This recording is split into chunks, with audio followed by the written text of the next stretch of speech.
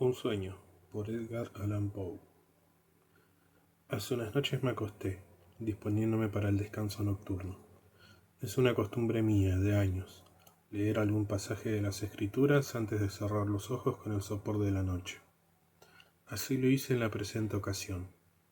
Di por casualidad con el fragmento en el que la inspiración grabó la agonía del dios de la naturaleza. Estos pensamientos, y las escenas que siguen a su entrega al espíritu, me acosaron mientras dormía. Hay sin duda algo misterioso e incomprensible en la manera en que a veces se disponen los desbocados caprichos de la imaginación. Pero la solución de esto más corresponde al fisiólogo que al soñador. Parecía que yo fuera un fariseo que volvía del escenario de la muerte. Había ayudado a clavar afiladísimos clavos en las palmas de aquel que colgaba de la cruz. El espectáculo de más amarga congoja que haya jamás sentido un mortal. Oía el gemido que atravesaba su alma cada vez que chirriaban los huesos el áspero hierro que yo remachaba. Me aparté unos pasos del lugar de la ejecución y me volví para mirar a mi más irreconocible enemigo. El nazareno aún no estaba muerto. La vida resistía en el manto de su carne, como si temiera recorrer a solas el valle de la muerte. Creí ver la fría humedad que se posa en la frente de los moribundos, detenida en grandes gotas en la suya. Vi el temblor de cada músculo, el ojo que empezaba a perder su lustre en la mirada vacía del cadáver. Oí el ronco gorgoteo de su garganta. Un momento más y la cadena de la existencia se rompió, y un eslabón cayó a la eternidad. Di media vuelta y anduve despreocupadamente hasta llegar al centro de Jerusalén. A corta distancia se erguían las altivas torres del templo. Su tejado dorado reflejaba unos rayos tan brillantes como la fuente de la que emanaban. Me invadió una sensación de orgullo consciente al mirar los extensos campos y las altivas montañas que rodeaban aquel orgullo del mundo oriental. A mi derecha se alzaba el monte de los Olivos, cubierto de matorrales y viñedos. Más allá, desmarcando los confines de la vista de los mortales, surgían montañas apiladas unas sobre otras. A la izquierda estaban las espléndidas llanuras de Judea, y pensé que era un luminoso cuadro de la existencia humana al ver el riachuelo Cedrón atravesando raudo los prados del camino hacia el lejano lago. Oí el alegre canto de la hermosa doncella que espigaba en el sembrado lejano, y mezclado con los ecos de la montaña, el agudo silbido de la flauta del pastor, llamando al redil al cordero perdido. Sobre la naturaleza animada se había derramado una belleza perfecta. Sin embargo, al poco sobrevino un cambio en el espíritu de mi sueño. Sentí un frío súbito. Me volví instintivamente hacia el sol y vi una mano que dibujaba con lentitud un manto de inmundicia sobre él. Busqué las estrellas, pero todas habían dejado de titilar, pues la misma mano las había envuelto en el emblema del duelo. La luna no alumbraba con su luz plateada las perezosas olas del mar muerto, que cantaban el ronco requiem de las ciudades de la llanura, pues ocultaba su rostro, como si temiera contemplar lo que ocurría en la tierra.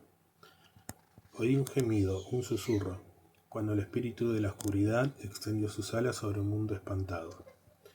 Se apoderó de mí una desesperación atroz.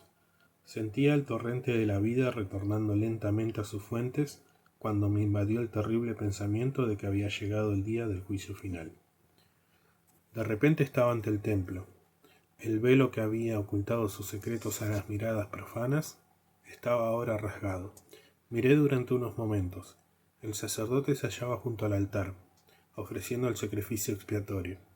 El fuego, que había de prender en los miembros cercenados de la víctima, resplandeció unos momentos en los lejanos muros y después se perdió en la oscuridad más absoluta. El sacerdote se volvió para encenderlo de nuevo con la llama viva del candelabro, pero también había desaparecido. Era como la quietad del sepulcro. Di la vuelta y me precipité hacia la calle. Estaba desierta.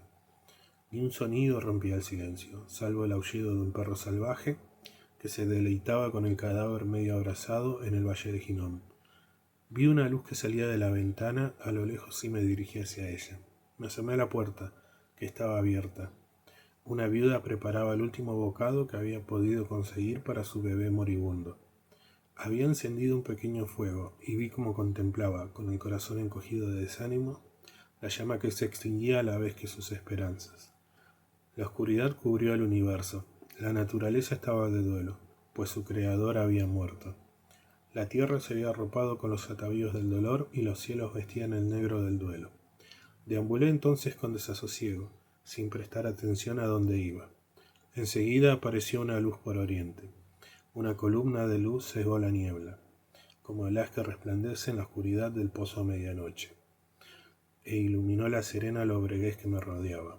Había una abertura en la vasta bóveda del extenso firmamento. Me volví hacia ella con mirada perpleja. En la inmensidad del espacio, a una distancia que solo podía medirse con una línea paralela a la eternidad, y sin embargo extremadamente definida y clara, apareció la misma persona a la que yo había revestido de la burlona púrpura de la realeza. Iba ataviado con el manto del Rey de Reyes. Estaba sentado en su trono, pero no era de color blanco. Los cielos estaban de luto, porque mientras los ángeles se arrodillaban uno tras otro ante él, vi que la corona de inmoral amaranto que solía ceñirle la frente había sido reemplazada por otra de ciprés. Me volví para ver a dónde me había llevado mi deambular. Había llegado al sepulcro del monarca de Israel. Me eché a temblar al ver que empezaban a moverse los terrones que cubrían los huesos enmohecidos de algún tirano. Miré hacia donde yacía el último monarca, con todo el resplendor y la magnificencia de la muerte, y en aquel momento esculpido empezó a temblar. Al poco se volcó, y salió el inquilino de la tumba. Era una cosa abominable, de otro mundo, que ni siquiera Dante, en los más delirantes vuelos de su imaginación, hubiera podido conjurar. Yo no era capaz de moverme, pues el terror había amarrado mi voluntad. Vi como el gusano de la tumba se retorcía entre los mechones enredados que cubrían parte de aquel cráneo putrefacto. Los huesos crujían al moverse en las articulaciones, pues la carne había desaparecido. Oí su horrenda música, que acompañaba aquella parodia de la miserable mortalidad. Él se acercó a mí y al pasar a mi lado, me echó en plena cara el aliento de la fría humedad de aquella estrecha y solitaria casa. Se cerró la cima de los cielos, y con un convulso estremecimiento desperté.